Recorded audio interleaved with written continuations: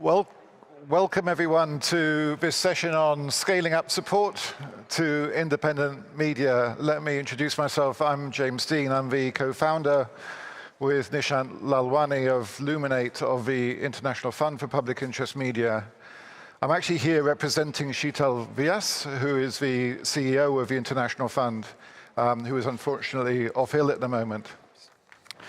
We're absolutely delighted to be organizing this session with the Forum on Information for Democracy, and delighted to be joined both by Christophe Deloire, the chair of the Forum and Director General of RSF, and by Zoe Titus, chair of the Global Forum for Media Development and the director of the Namibia Media Trust, and you'll be hearing from them a little bit later on. So we want to use this session to do three things. The first is to provide a status update on the Forum for Information Democracy and outline some of its next steps and to highlight the synergies between the Forum and the International Fund for Public Interest Media. The second is to provide a briefing and an update on the progress of the International Fund for Public Interest Media, including how it links up to the Forum. Then to hear some reflections from Zoe Titus, who will also provide some findings of a recent consultation very kindly carried out by the Global Forum for Media Development on what the priorities and kind of what should be informing the strategy initially of the International Fund should be. Then we hope to take some questions from the floor, and we'll finally wind up by actually signing a memorandum of understanding between the International Fund and the Forum for Information for Democracy at the end of this. But first, one of the purposes of the International Fund, which I will come back to and explain in a bit more detail in a minute, is massively to scale up the resources available to independent media, and to also help chart long-term exit strategies, long-term systemic solutions to the current market failure, current crisis confronting independent media around the world, and particularly in low and middle income countries. One of the purposes also is to make funding independent media a lot easier for donors and to diversify the number of donors supporting independent media internationally. One of the very first to commit funding, as well as the United States, which I'll come back to in a minute, and this was initially announced at the US Summit for Democracy in December and has since been formally finalized, is a commitment from the government of Taiwan to the International Fund for Public Interest Media. And first of all, I'm delighted to introduce a video from Digital Minister Audrey Tang to provide her perspective on the challenges confronting the Global Media Freedom Conference, which provides some of the context in which she's provided that funding. And that will be followed by a brief video from Mohamed Souare, Minister of Communication and Information of Sierra Leone, on their commitment to supporting independent media, including by joining the Media Freedom Coalition. Sierra Leone is one of the countries focused on by the SCDO-funded Primed Consortium led by BBC Media Action. And exactly the kind of experience we are planning to inform the International Fund's strategy. So if we could first of all play both of those videos, please. In today's world, freedom of speech, the right to think for oneself and share without fear, is a critical value that serves as a driving force for democracy. Freedom of speech allows individuals to have different opinions and to share these ideas with each other, an exchange that can surface and respond to emerging challenges. And therefore, we should not only pursue freedom of speech as an essential individual right, but also because we hope to see the inclusive plural innovations that works for all. We can imagine that if there is no freedom of speech in a society, people may lose the ability to think beyond what they were taught. Because of its freedom of speech, we would see that Taiwanese, especially young people, are more independent in their ability to reflect and to co-create our democracy. More than ever, we need to ensure that freedom of speech is fully realized in Taiwan. Of course, we have also observed some repercussions of the abuse of freedom of speech. For example, we've seen cyberbullying, which is also an obstacle to the freedom online. And therefore, it is the goal of our joint efforts to help our society develop a mature system of freedom of speech. We also hope that through the exercise of freedom of speech, as well as the tempering of its abuses, everyone can learn together to become more and more democratic. The rise of cyberspace has revolutionized the content of the speech and the vehicle of speech. In the online world, the government, civil society, and their speech expression through transmission goes viral. Even body languages can become topics for discussion. So we do need to address this one issue. Will this process of online communication cause all kinds of harm due to the expression of emotions or even escalating into hate speech? In the more antisocial corners of some social media, this online harm is more serious than physical harm. And with the advance of this new era, understanding the implications of freedom of speech and developing more pro-social social media norms are issues that both those in the legal field and in the government must pay attention to. The single most important difference between the internet and traditional newspapers is interactivity. The network is inherently two-way with downloads and uploads. Early on, the number of downloads were large and the bandwidth for uploads were small, but now the amount of uploading and downloading has tended to equalize. And this means that everyone has a certain degree of voice in the online world, which includes the familiar concept of self-media. And if you have ever posted on the internet, like uploading a video to YouTube, you are a media producer yourself. People who work professionally in media for a living bring a certain degree of professional quality and ethics to their posts. But now everyone can produce self-media without such training. Because of this new ability, we need more comprehensive education in free speech and ethics in today's Taiwanese society.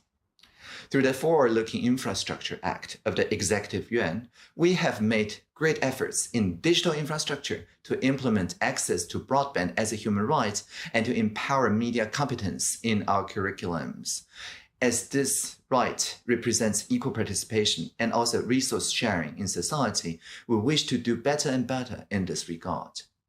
The freedom of speech and human rights protections enjoyed by the people of Taiwan have won international recognition.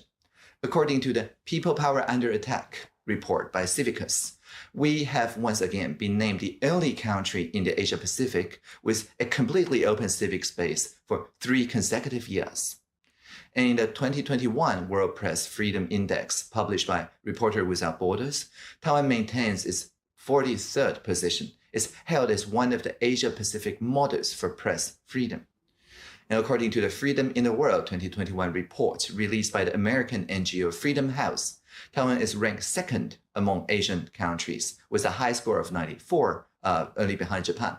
Freedom House also states that since 2000, Taiwan's dynamic and competitive democracy has allowed 3 peaceful regime transitions between rival parties, and the protection of civil liberties has been strong overall. Taiwan is a beacon of freedom and democracy. We have always respected universal values such as freedom of the press, and the degree of freedom of the press have also been repeatedly rated as a free country by Freedom House. As of December 2020, the Ministry of Foreign Affairs has registered 71 foreign media entities in Taiwan, with a total of 124 foreign media reporters. In Taiwan, we regard freedom of speech as a core value, not as an instrumental value that is only followed when expedient. If some expressions abuse the freedom of speech, we must find a way to address the problem without violating the freedom of speech itself. Thank you for listening. Live long and prosper. So thank you so much to the government of Taiwan for being an early champion. And one of the great things about the International Fund is the amount of new entrants, but also real leadership and diversity of leadership that is being provided around it. And you saw how that is rooted in Taiwan's own situation at home. And now I want a very brief video from Mohamed Souare, Minister of Communication and Information of Sierra Leone. This time, they have committed to supporting Sierra Leone's journey to hosting a media viability and investment conference. This is part of the case we made during the repeal campaign, that once we repeal the criminal libel law, we'll be able to attract much needed support, private sector investment in the media. So this journey has started and is firmly on course. Again, we want to reiterate this government's commitment to a free and unfettered media. Very recently, His Excellency signed Sierra Leone's membership for the Global Media Freedom Coalition. We want to use this opportunity to share best practices and to shine a light on our efforts at media freedom, deepening democratic consolidation, and serving as a leading light to other countries around the world to support media freedom because of its enormous benefits. And the International Fund will be working in a range of diverse geographies and types, but developing long-term partnerships with democratically committed governments will be one key plank of our strategy going forward. Christophe, over to you. Give us an update on the Information for Democracy Forum and talk a bit about some of the links between us. So the forum is the implementation body of the Partnership on Information Democracy, which was signed on the margins of the UN General Assembly in 2019. At this moment, 30 governments signed, endorsed the partnership. There are now 45 governments, including 24 out of the European Union, but it means 21 outside of the European Union. We have created the forum a few months later, along with 11 other NGOs, think tanks, and research centers. Among them, Free Press Unlimited.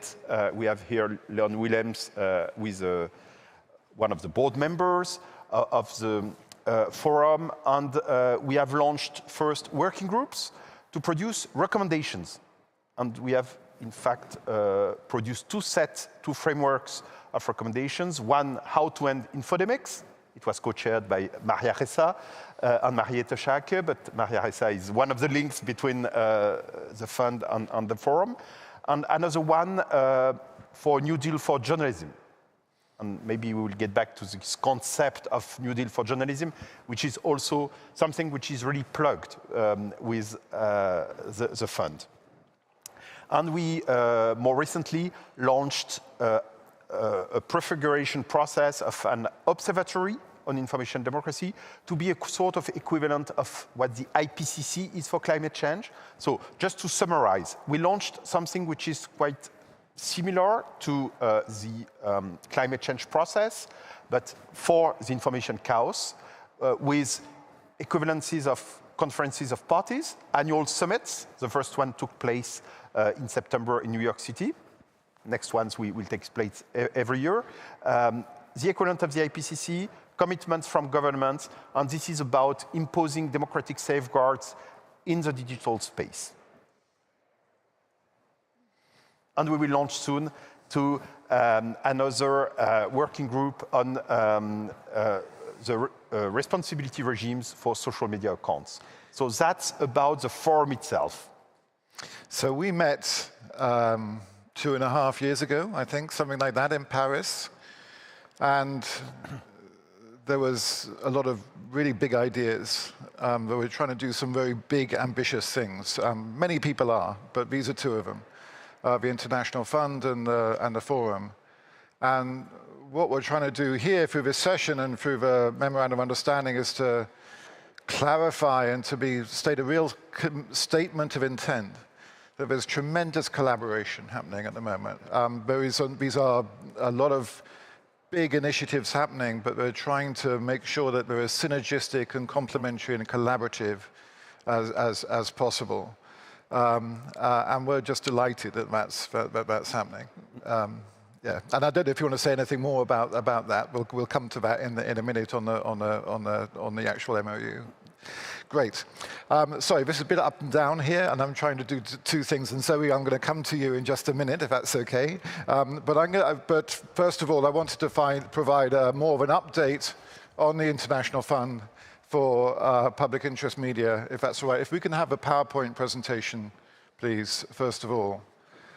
So this was first talked about publicly by Nishan Lalwani at the first Defend Media Freedom conference in London, in fact. And we've had lots of discussions and lots of consultation with many countries and nations, and I think many people know what the fund is. So I'm not going to go into a huge amount of detail on it, other than to be very clear that we are confronting a massive crisis in independent media revenues around the world. That crisis is most acute, generally, in low and middle income countries. The consequences for democracy and for development, as we've heard elsewhere in a meeting, are very stark. And there does need to be a major international response to what is being called a potential media extinction event. And the International Fund is trying to find a way of providing a key platform or bedrock of that response. So the idea is to mobilize and deploy far more funds with an initial target raise of $80 million for what we are calling a 2-year proof of concept phase. And beyond that, we want to scale up much further beyond that and scale up funding to hundreds of millions in the future. And accompanying that with a clear strategy of how to make the fund simply irrelevant. Over a 10-year period, how to work with stakeholders. That could be reform-minded governments, like we heard from Sierra Leone, with the technology platforms, with the development banks, with the media itself, with the media development actors, with the private sector, and with others, to actually work out systemically how to deploy financial capital, but also political capital and knowledge capital, in order to work out how to create a systemic response to this crisis, to create an enabling economic environment which is actually capable of solving the problem. We know that however smart or agile or digital a lot of independent media are becoming, all those things are necessary. And all the things that are being done to currently support independent media to help achieve more sustainable models are necessary. But there does not exist at the moment, in all but a very small number of cases, a model to work towards. And we need to work to address this systemic solution.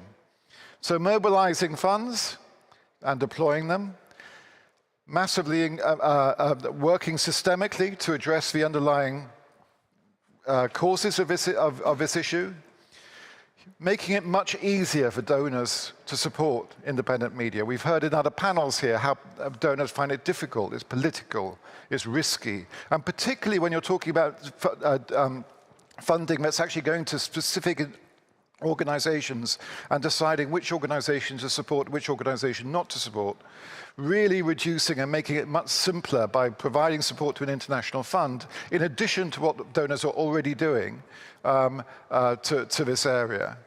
Increasing the legitimacy of funding. We've heard again and again that countries complain about political interference in their own internal domestic affairs.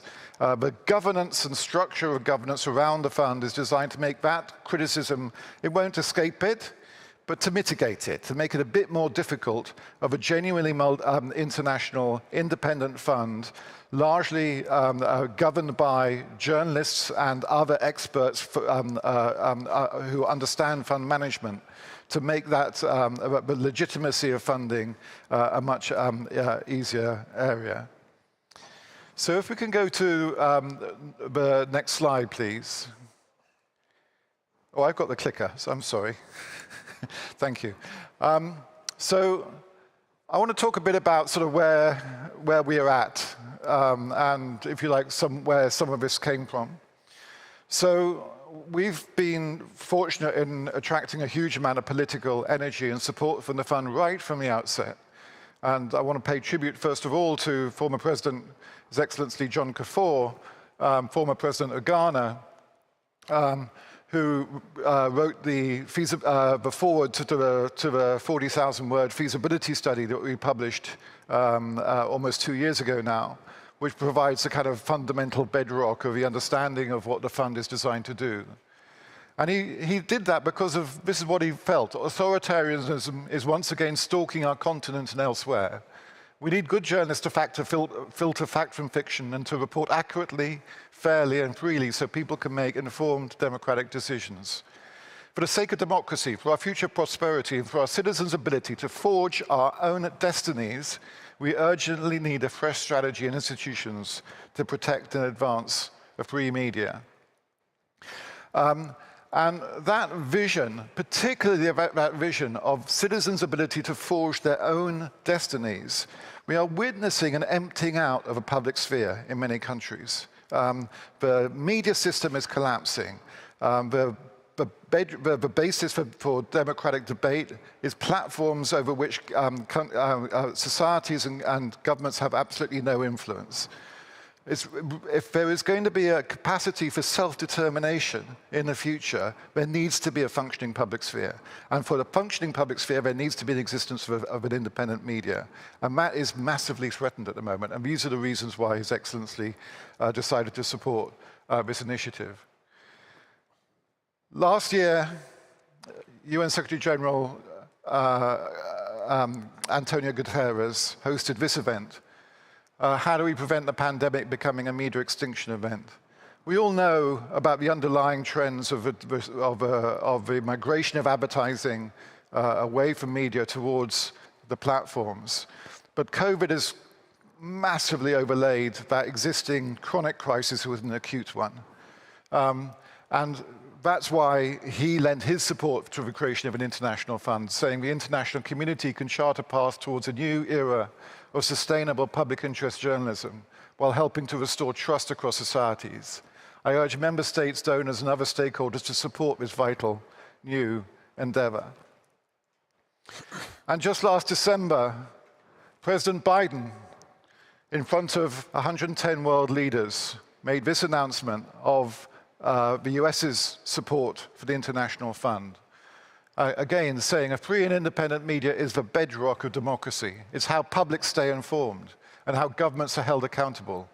Around the world, press freedom is under threat, so we're committing critical seed funding to launch a new multilateral effort, the International Fund for Public Interest Media, to sustain independent media around the world, and called for others to join the US and others who are like Taiwan and others I'll come on to, supporting this as a collective multilateral endeavor to massively scale up support to independent media around the world.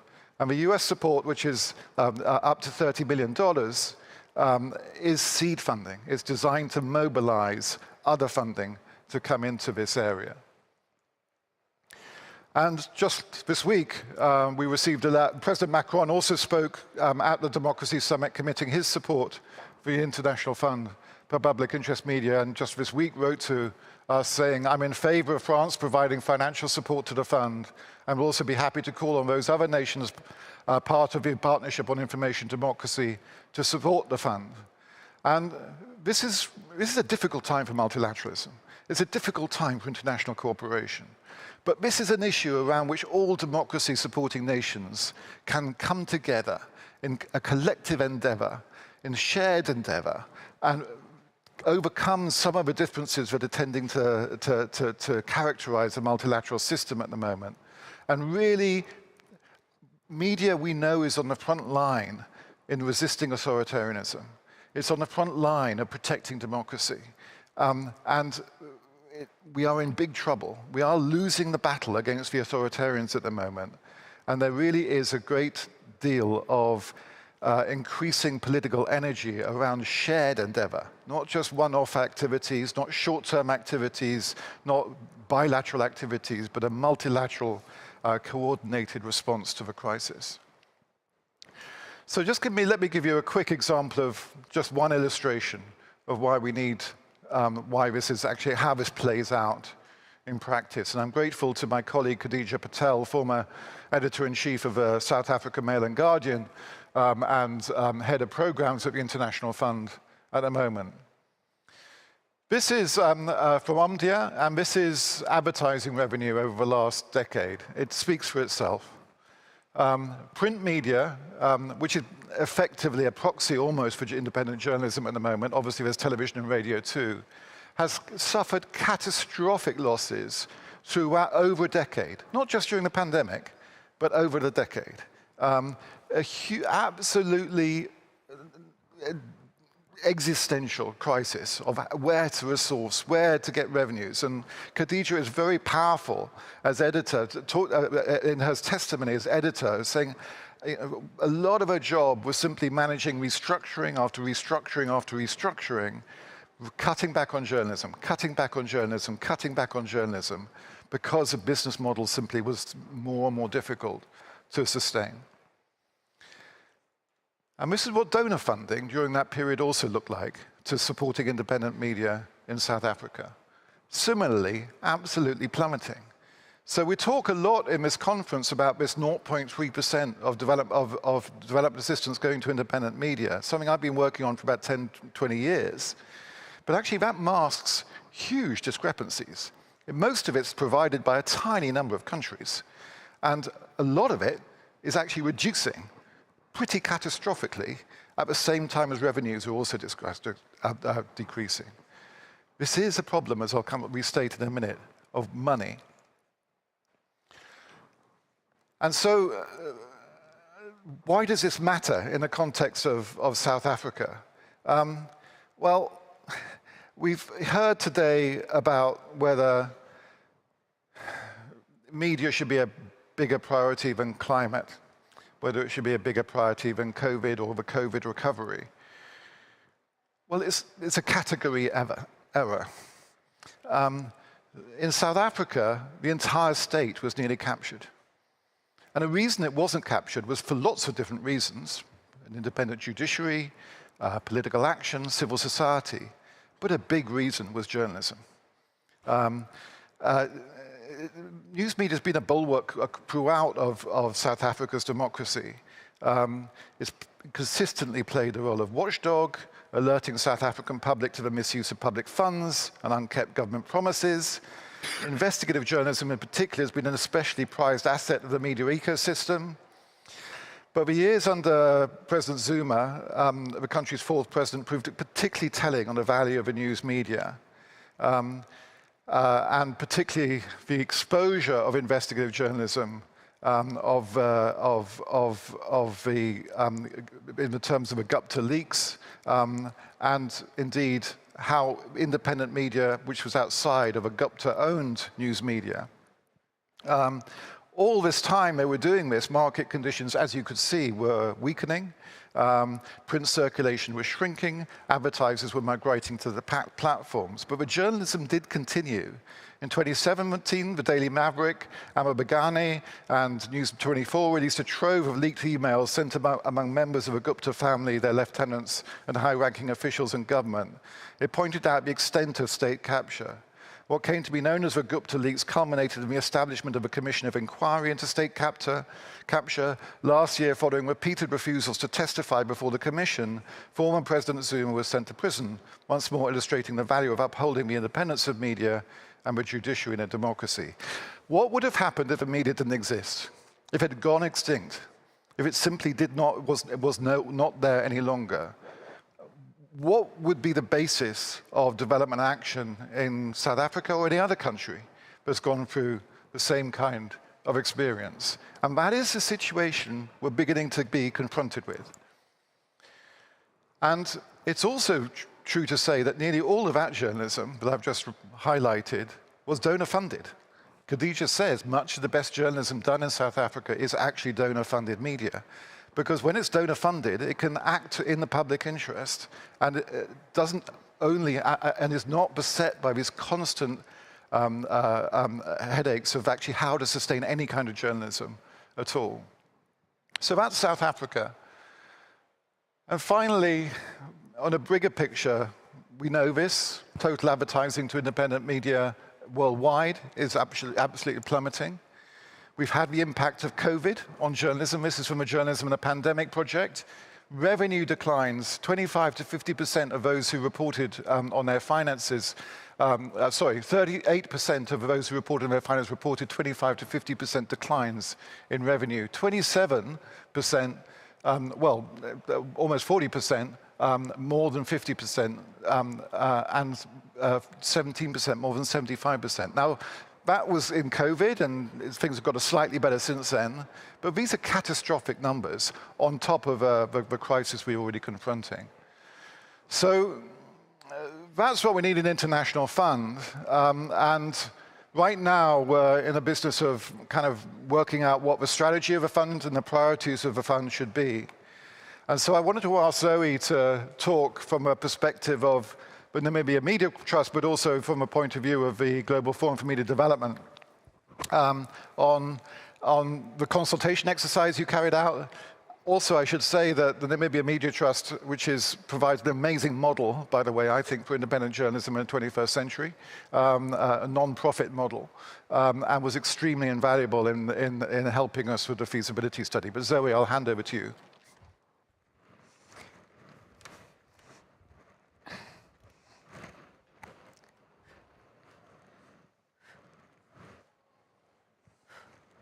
I hope you can hear me. There's quite a bit of noise on that side. Oh, thank you. Thank you very much, James. Before I start with the very valuable work that the GFMD has been doing alongside IFM, I'm just going to take a minute or two to tell you about, as James has asked, the model that the Namibia Media Trust employs in Namibia, in Southern Africa. The Namibia Media Trust is the owner and publisher of the Namibian newspaper. The Namibian newspaper has a very long, illustrious history as part of the liberation struggle in Namibia. And it was with Nordic funding in 1985 that our founding editor and chairperson of the Namibia Media Trust established the Namibian newspaper. And I believe that to date that is probably one of the best models of advocacy journalism that I've seen in my 20-odd plus years in this arena. But because the Namibian newspaper had a very, very specific objective to be the voice of the voiceless Southwest African people, to chart the way to self-determination. When Gwen Lister, the chairperson of the NMT, received the money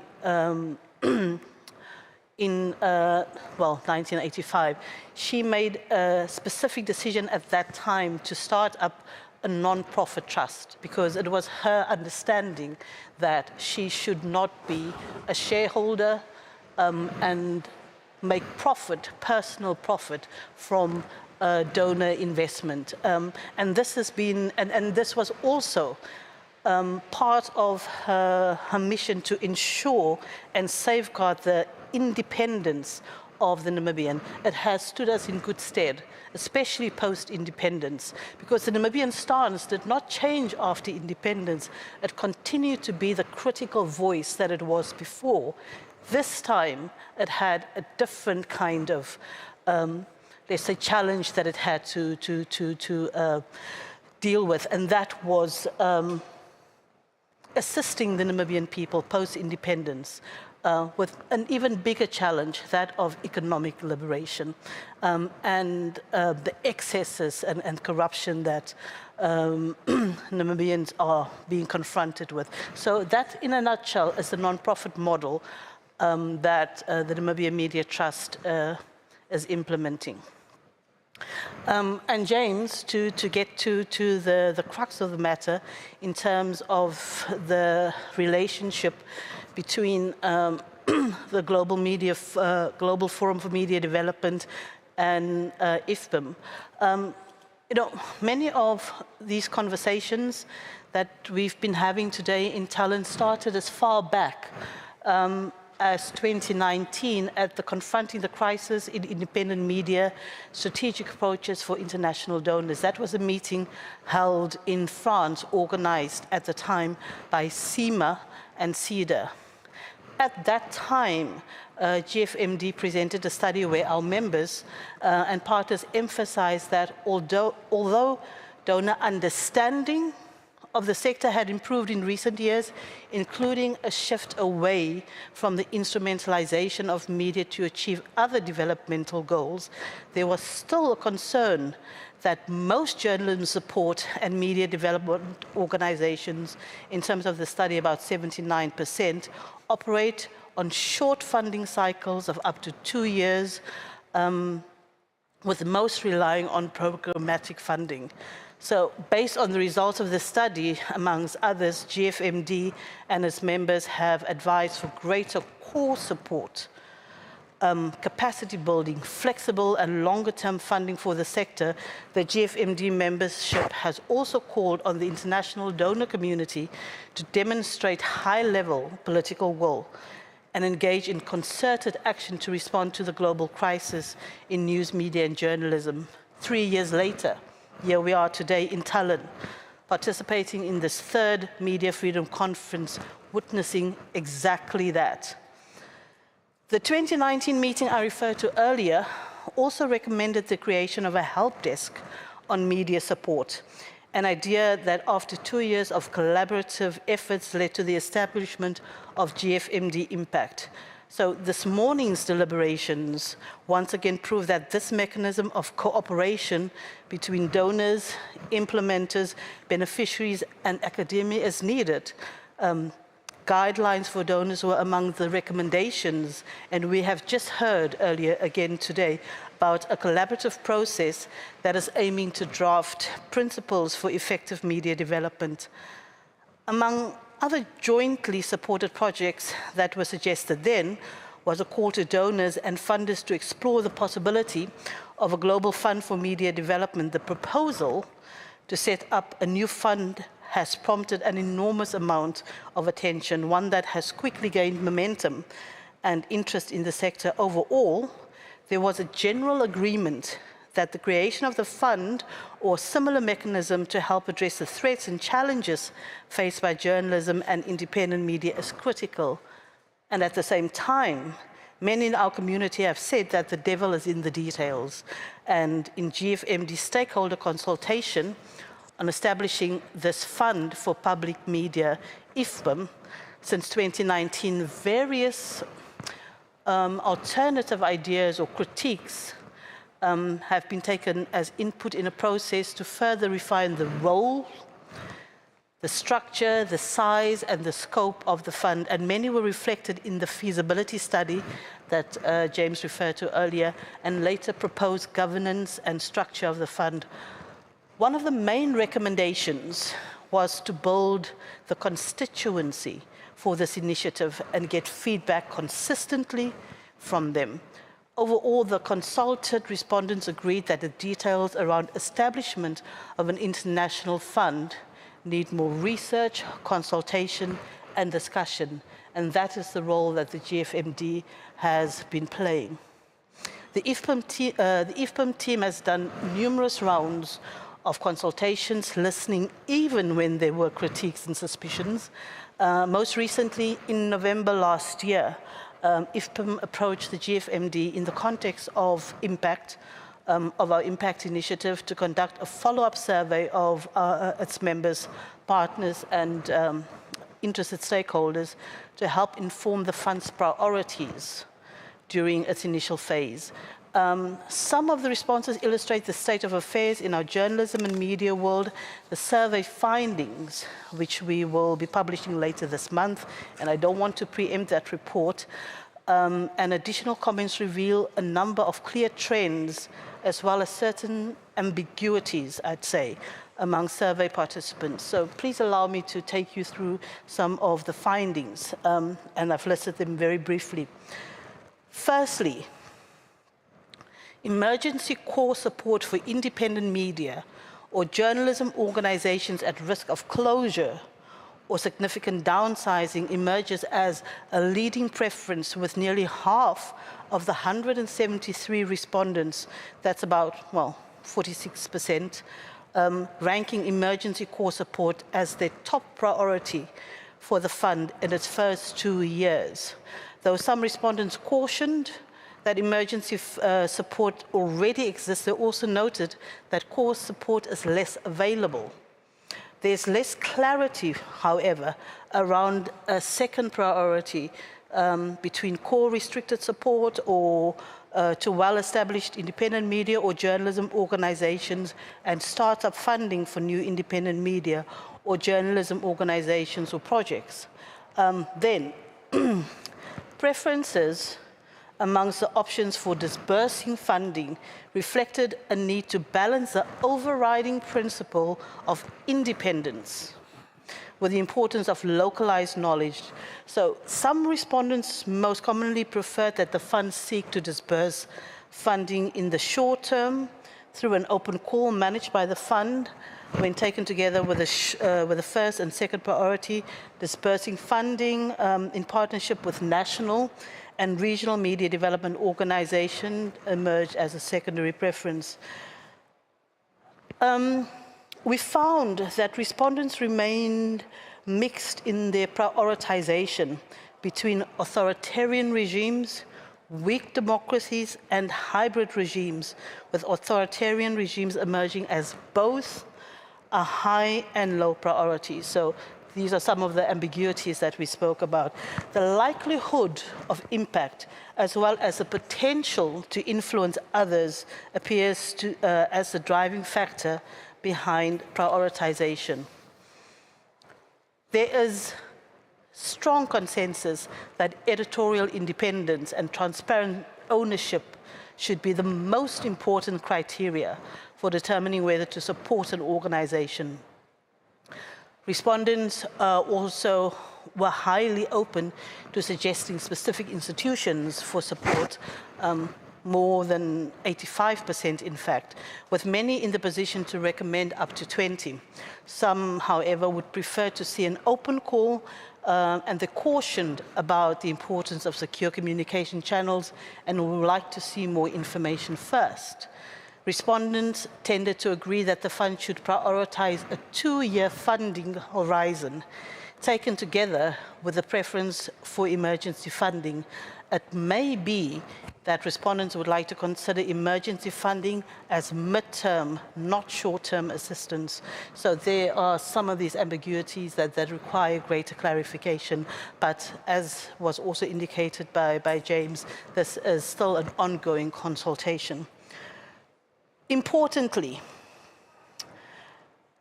the research found that complementarity, collaboration, cooperation, consultation, and cohesion are seen as the most important factors in how the fund relates to their own work. They do not wish to see the fund replace, replicate, or compete with any existing efforts, but rather to fill gaps that current initiatives do not and cannot fill. So this would include, for example, providing financial support to complement the capacity building conducted by others, or raising funds from non-traditional contributors, such, for example, as the private sector. An underlying theme running through these responses, it would appear, is how the fund can make a unique contribution to the media community. And just allow me to list that: by supporting media with limited opportunities to receive funding from other sources, by providing support in ways that other funders cannot or generally do not, expanding access to quality information for underserved communities or audiences, prioritizing countries and themes where other funders are less active, and providing a buffer between funding and one particular funder, and leveraging the collective power of the fund's own contributors. So in accordance with these conclusions, the report makes recommendations, and I'll mention just a few, if you will allow me. It's to engage in targeted follow-up consultations. Nearly half of all the respondents represented only 2 geographic categories: organizations operating internationally and organizations operating in sub-Saharan Africa, with the exception of organizations from Eastern Europe, Southeast Europe, the Caucasus. All other regions represented less than 10% each. So this may indicate, I mean, if you look at this analysis, that there is definitely need for specific outreach to other regions and likely in local languages. Again, and we've heard this repeatedly today, ensure contextualization. Throughout the survey, respondents repeatedly emphasized the importance of context. Many underscored that rigid frameworks are difficult to apply to the complex environments in which media often operate, that localized knowledge of ecosystems is key to identifying and selecting partners. Gap analyses may also be necessary. We heard that also in our previous session, to ensure that the fund supports those most in need. Keep it simple. Amid the complexities which, without a doubt, the fund will operate, responses from the survey as well as previous GFMD studies underscore a desire for simplification of bureaucracy, particularly around application and reporting requirements. So in the longer term, IFPA may be in a position, we believe, to lead a standardization of such requirements across funders so that recipients can focus on their work rather than paperwork. And finally, continue to cultivate trust. The fund's credibility will be crucial, incredibly crucial to its success. At numerous points in the survey, respondents raised key principles that they believe should underpin its approach.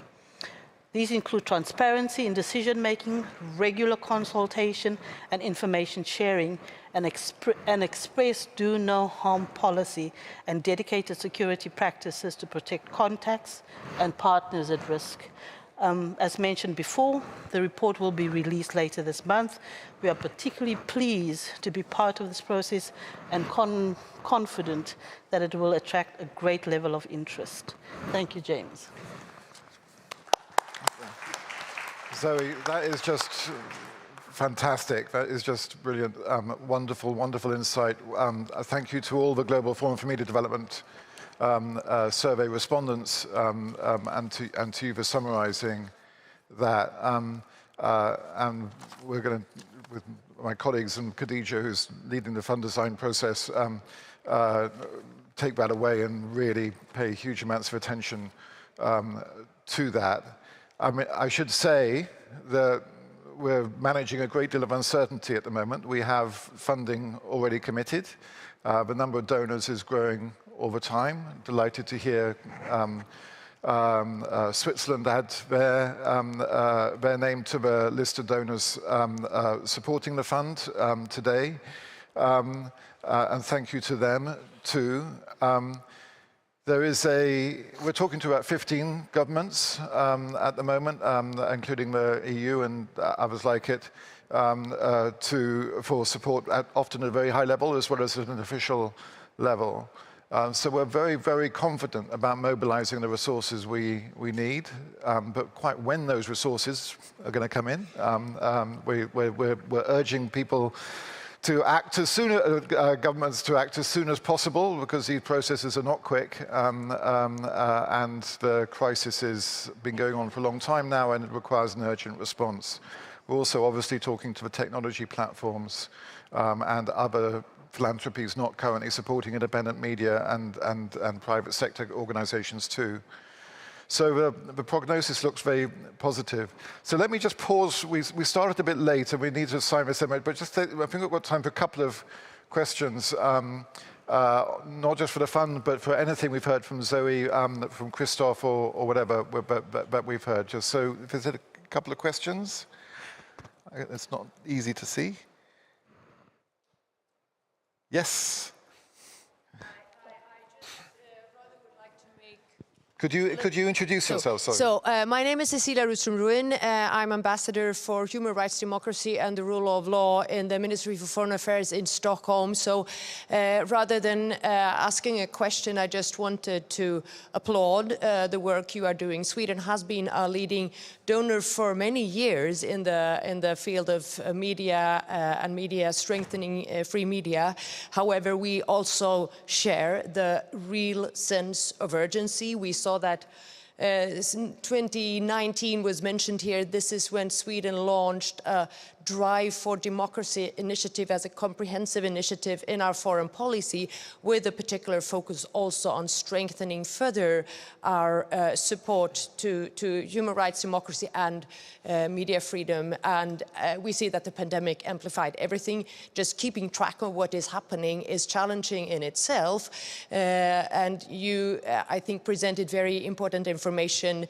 Can I just add one piece, which I think was eye-opening for me? The Varieties of Democracy Institute at Gothenburg University showed in their pandemic backsliding report that restrictions on the media was actually the single most common restriction happening during the pandemic. That happened in 96 out of 144 surveyed countries and open sources, and we know that this is often the first step to an authoritarian. So, but just to say that, yes, we are in the process of finalizing a contribution to the Secretariat of the fund, and we will, of course, consider possibly, positively also further support, but we are not there yet. Thank you. Ambassador, thank you so much for that. And just to pay tribute to Sweden, it is the largest donor in the world to independent media as a proportion of ODA. It has been for years and years the exemplar in this field, both for your support, but also your leadership and your example and your thinking, and the involvement of Sweden and your colleagues in the gestation of a fund has just been so invaluable. And thank you for your support. The fund is principally designed to mobilize additional support. So Sweden is not the obvious sort of target for a fund like this, and yet you're still providing support to the Secretariat and considering support for the fund itself on top of what you're already doing. It's quite extraordinary, and we're very grateful. And we really do need other countries who are providing a smaller proportion of their assistance to media to really step up. And if everyone did half of what Sweden is doing, then the fund would be, and other organizations would be, who still need the support, would be, you know, a large part of the problem would be solved. Thank you very much. I can't see any other questions as far as I can. There is one other. Hey, Caroline. Thank you. Caroline Villemin with Fondation Hirondelle. A question to the three of you. Over time, have you seen enemies of your initiatives moving their position and becoming allies? Or, because for me, you know, you're converting people who believe already in the cause, and the why, and the how now is the question. But what about your enemies, if I may use that word, and how are they listening or not and changing position? I'm happy to answer, but Christophe, do you want to? Yes, two answers, Caroline. We, Reporters Without Borders, I take my RSF hat, we do believe in direct engagement, and we do speak even with enemies of press freedom, because we do believe that just naming and shaming from far away isn't very fruitful and productive. And we see that it allows to get results in some countries. Regarding the information and democracy process, it's more about strengthening democratic public spaces so that they can resist to all attacks and also norms setting by either private companies or despotic regimes. So there are two ways we do believe that we should speak with everybody, but in the same time strengthen what safeguards where they exist. Sorry, Carol. No, this is working. Karen, I don't know which hat I should wear of the Namibia Media Trust. Let me do that. Tom is here, and maybe Tom would like to answer on behalf of GFMD. He's been very central to GFMD Impact, who was at the center of this analysis, the survey. But speaking on behalf of the Namibia Media Trust, I mentioned that the newspaper owned and published by the Trust has been very clear in its ambition before and after independence. So before independence, it would have been considered an ally of the liberating force at that time. And for obvious reason, because there was a common interest. But that common interest was misconstrued because the Namibian always acted on principle, and that was about media freedom, freedom of expression, and liberation of the Namibian people. And that was translated again after, independence, as I had alluded to earlier. So the principle applies, and the Namibian has, as a result, and again, it speaks to everyone, it is open, it plays that public service role that is required of it. And it has been at the receiving end of an advertising ban by government, economic restrictions being a major, as you know, a major violation against the media and media freedom. So, I mean, the Namibian has been at the receiving end of that. So, yes, it's a principle that applies. And the principles and the ethos is very, very clear. Caroline, just to, first of all, thank you very much at Arundel. Arundel is a brilliant, fantastic organization, and thank you for your support on this throughout. I won't talk about our enemies. I mean, I've long argued that we're losing the battle against authoritarianism and that we need much more coordinated responses. I feel increasingly encouraged about the level of kind of coherence and determination around this response, which makes me feel a lot more optimistic. And I do think that we're, well, I mean, I'm not going to say we're beginning to worry authoritarians greatly yet, but I think people are beginning to wake up to just how serious this is. I would say that we're not having to win any arguments among democracy-supporting nations or governments. Everyone knows a crisis. Everyone understands the implications of a crisis. Everyone understands that there needs to be a much more ambitious response. A lot of a challenge is actually just how to get the technocracy, the processes right to support what is a new international fund, which is independent of government. And no one has ever done that before. So in some cases, it's taking a while to work out, okay, just how do we support this? Once we support it, it'll be easy. But you're not competing with anyone. You're not a project. These are issues which a lot of traditional media support really struggles with. So these are not enemies. These are all our friends.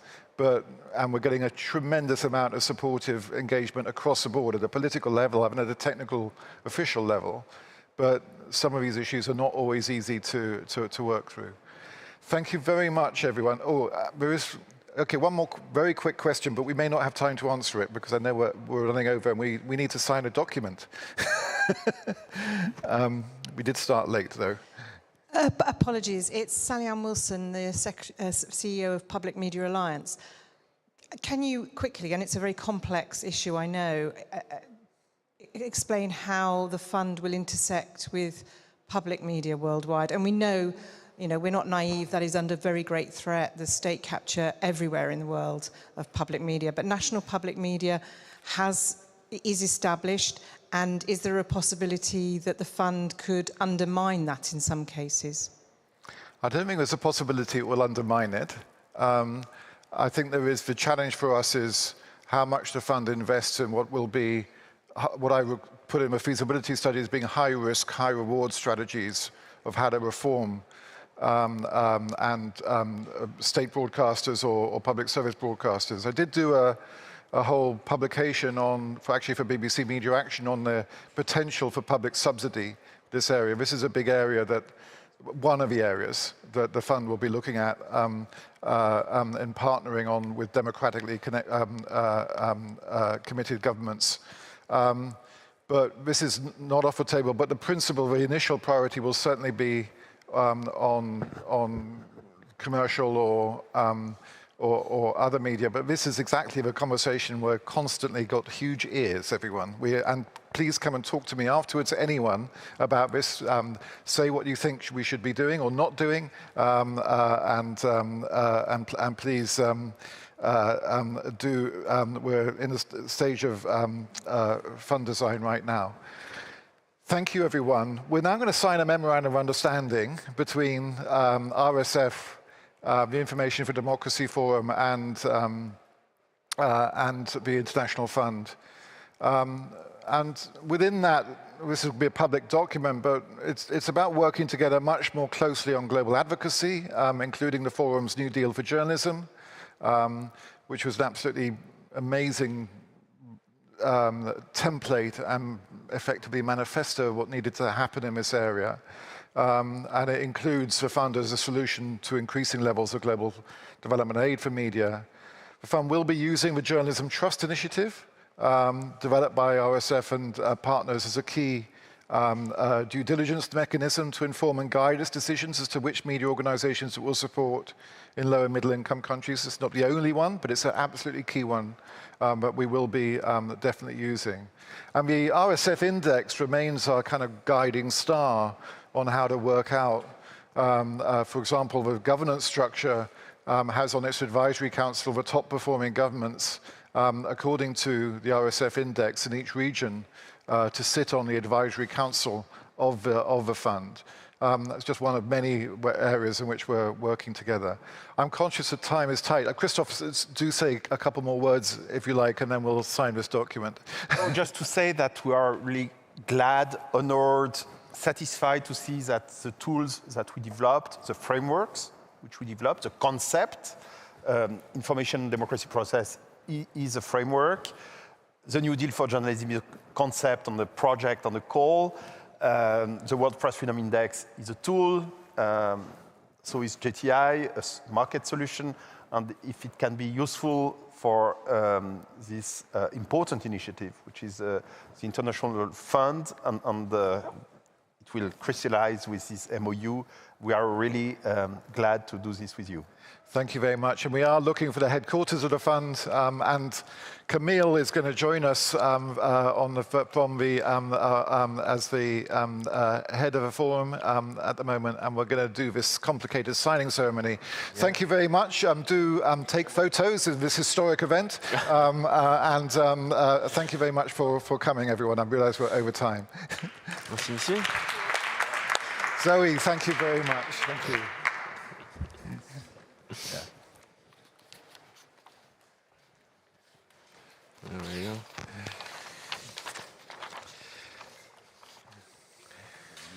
Hein? N'attends pas, on va y aller là. C'est moi qui signe au milieu. Vas-y. On va signer tous. Ah, ben on en fait qu'une, non? Ah oui, on signera les autres. Oui. Save one, yeah. Well, I think it'll be the master copy. Ooh, I live now.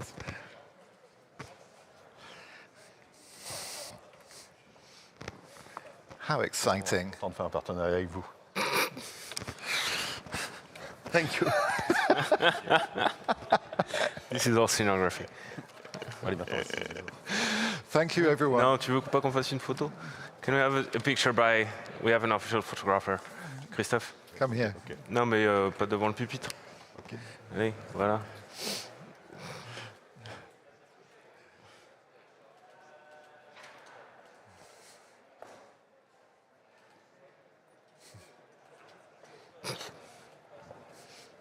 Allez. Good. Oh, thank you, Christophe. Very good. So I take this one. Yes. Thank you. Allez, là. Bien fait de mettre un montant. Là. Also saying. And this one? Oh, yeah. Sorry.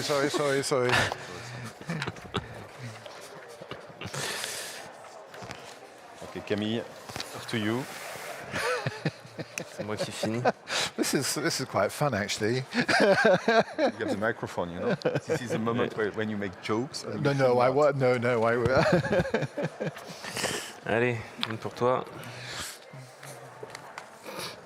Thank you. Thank you, James. Camille, tu peux peut-être prendre les deux, non? Hein?